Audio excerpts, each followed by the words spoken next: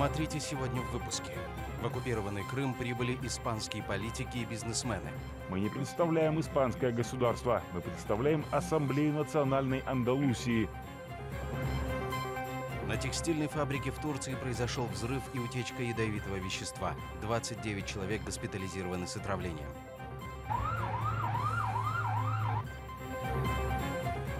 Мы продолжаем цикл сюжетов о работе представительства президента Украины в Крыму. Хотел переклеить фотографию в своем украинском паспорте. Представительство закрыто, поэтому вот записал номер. Добрый вечер. Сегодня 12 апреля, 1140-й день аннексии Крыма. Время новостей на АТР.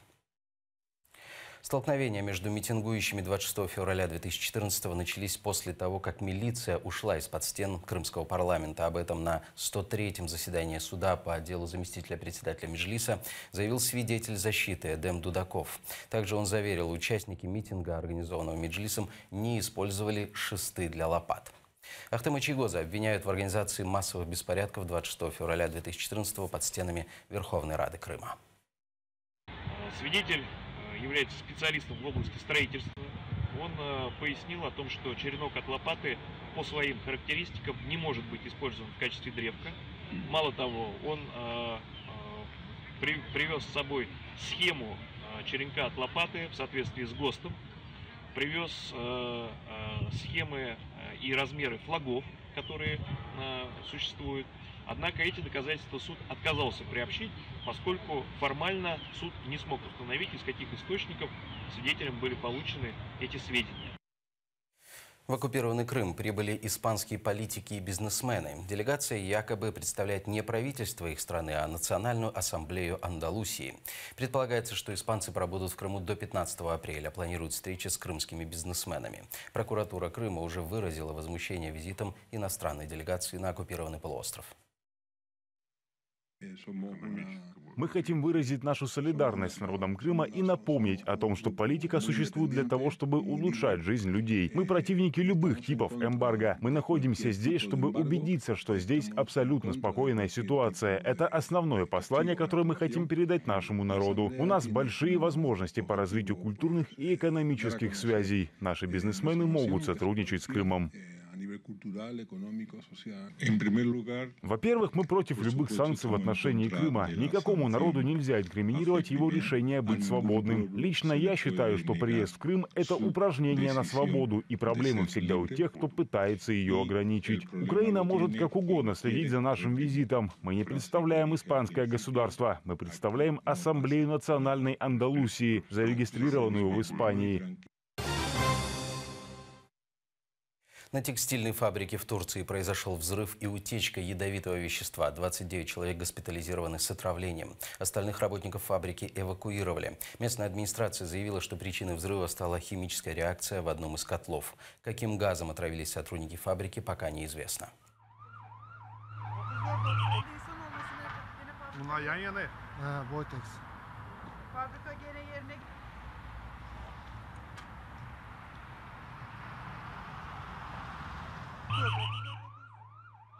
Россия призвала Америку не допустить повторных ударов по Сирии. Об этом министр иностранных дел России Сергей Лавров сказал госсекретарю США Рексу Тиллерсону во время встречи в Москве. Ранее Тиллерсон заявил, что России необходимо выбрать между отношениями с США и странами Запада или с президентом Сирии Башаром Асадом и Ираном. Заявлений мы наблюдали совсем недавно весьма тревожащие действия, когда была предпринята противоправная атака против Сирии. Считаем принципиально важным, чтобы не допустить рисков рецидивов подобных акций в будущем.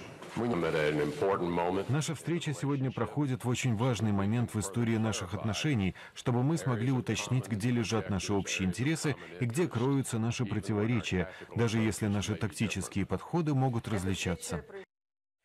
Через неделю, 19 апреля, Международный суд ООН объявит решение по иску Украины против России. Слушание этого дела происходило с 6 по 9 марта, во время которого украинская сторона представила факты нарушений России международных конвенций. А именно, расовая дискриминация на территории Крыма, запрет Меджлиса, поставки оружия на временно оккупированных территориях, финансирование террористических групп и крушение малазийского Боинга. Своим иском Украина требует от Международного суда применить временные меры в отношении России. Украинские специалисты по международному праву объясняют, насколько важно это решение для Украины. Довести факт неправомірності дій Російської Федерації. Безперечно, що шансів на те, що суд визнає дії Росії проти України фактом агресії, вони мінімальні, якщо взагалі вони існують. Але тим не менше, коли нам вдасться, якщо нам вдасться і коли, дай Бог, нам вдасться вийти на позитивне рішення по цьому позову, це буде прямий шлях до того, що в Україні з'являться підстави для того, щоб вимагати покарання. Кто первый встал, того и паспорт. В Одессе подрались в очереди за биометрическими паспортами. Драка произошла в Суворовском районном подразделении миграционной службы Украины. Люди выстроились в очередь за полчаса до открытия отделения. Ссора же возникла из-за списка, который начали составлять желающие. На место вызвали полицию.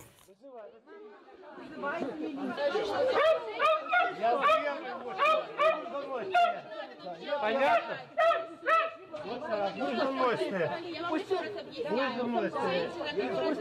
Да.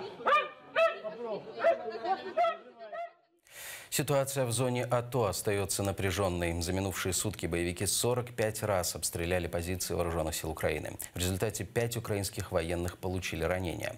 Российские наемники били из 122 миллиметровой артиллерии, минометов калибра 82 и 120 миллиметров, гранатометов и крупнокалиберных пулеметов. Морских пехотинцев в районе Широкино сепаратисты обстреливали из БМП, а под Павлополем из БТРов.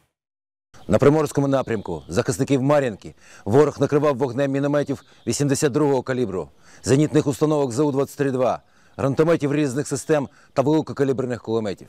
По морських піхотинцях поблизу Водяного гатив з гранатометів озброєння БТР та кулеметів великого калібру. Оборонців Новотроїцького провокував турбуючим вогнем з протитанкових гранатометів. Отныне спецподразделениями можно командовать из любой точки. В СНБО заявляют о появлении мобильного командного пункта. Он оснащен системой защищенной конфиденциальной аудио и видеосвязи, беспилотными летательными аппаратами и комплексной системой видеонаблюдения, позволяющей обеспечивать оперативное управление и анализ сложных ситуаций в сфере безопасности и обороны, как из главного ситуационного центра СНБО Украины, так и из любого другого защищенного центра.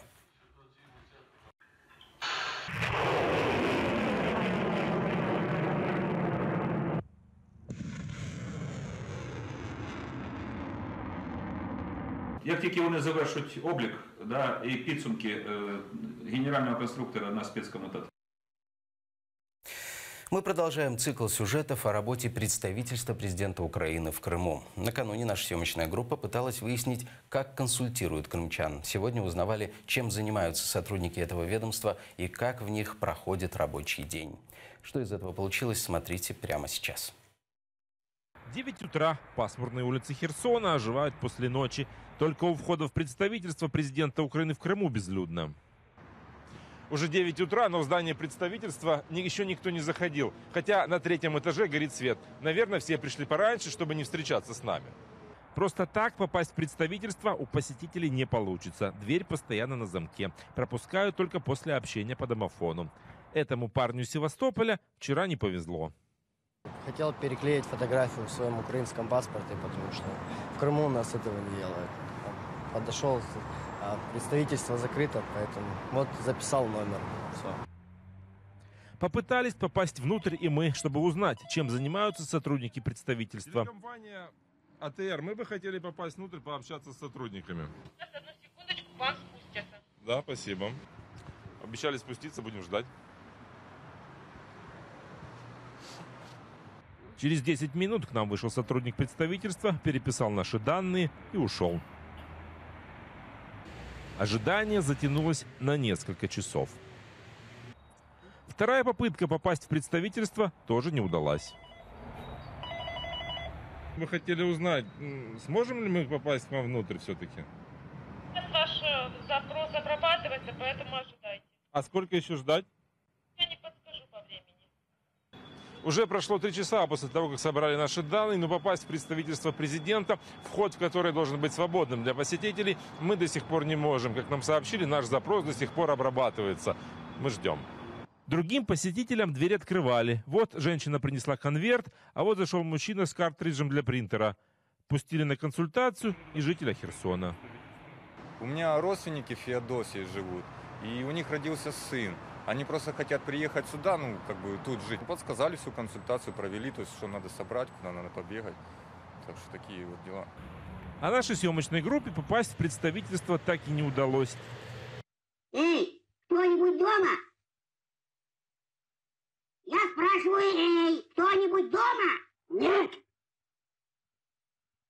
И не совсем так орать.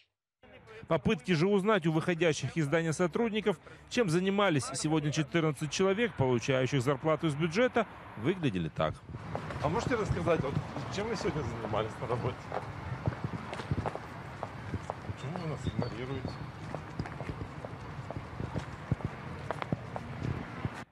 Роман Спиридонов, Асан Аминов, Заман, АТР, Херсон.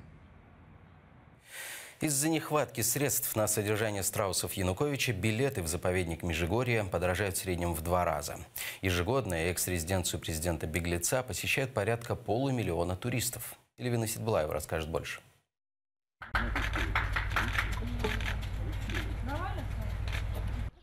Это территория зоопарка Межигорье. Этим пернатам только полгода, всего здесь живет 22 страуса. Сотрудники жалуются, содержать птиц очень дорого. За месяц они съедают корма на 8000 гривен.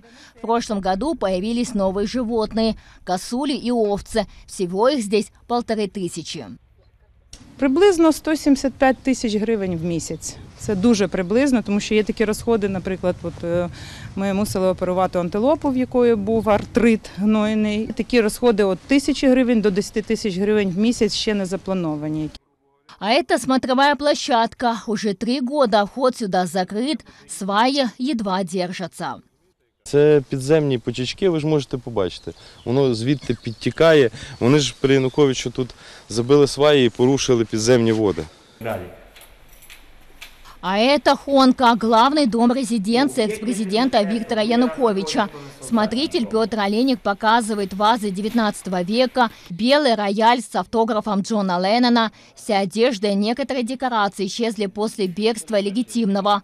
После возвращения Хонки в государственную собственность около полусотни картин отдали в музей. Уже 3 года резиденция существует за счет туристов. Сотрудники говорят, государство не тратит на содержание Межигорья ни копейки, ждут в гости президента. Петра Олексійовича ми відкриті, запрошуємо гості прийти, щоб дав хоча б 3-4 відповіді, що, як нам далі діяти. Чи то ми лічно самі маємо далі то десятки років доглядати, чи може вони нам чимось допоможуть. Ежегодно Межигорье посещают 400 тысяч туристов. За 3 года активисты собрали 45 миллионов гривен. Деньги посетители тратят на содержание поместья и зарплату работникам. В этом году мы планируем собрать, как минимум хотим собрать 1,5-2 раза больше, потому что нам необходимо. То есть мы дошли до такого момента, когда необходимо произвести ряд ремонтных работ, которые мы... Вы хотите здесь сделать? Сейчас, чтобы пройти в Межигорье, нужно заплатить 50 гривен. Однако 16 апреля его стоимость увеличится 2 раза. Это связано с содержанием экс-резиденции Януковича. К повышению цен посетители Межигорья относятся по-разному. Иностранцам недорого, однако украинцам бьет по карману. Приехать к вам в Украину мне обходится намного дороже, нежели посетить Межигорье. Лікар або вчитель, і зарплати їхньої хватає тільки заплатити рахунки. Эльвина Сидбулаева, Эльдар Тарахташ, Заман, АТР. На этом пока все. Смотрите следующий выпуск «Заман» на украинском языке с Искендером Меметовым в 20:00. Через несколько минут эфир продолжит программа «Бугун». Осман Башаев и Оксана Денисова обсудят с продюсером Владимиром Бебешко скандальные высказывания Ивана Дорна. Хорошего вечера. Будьте с нами.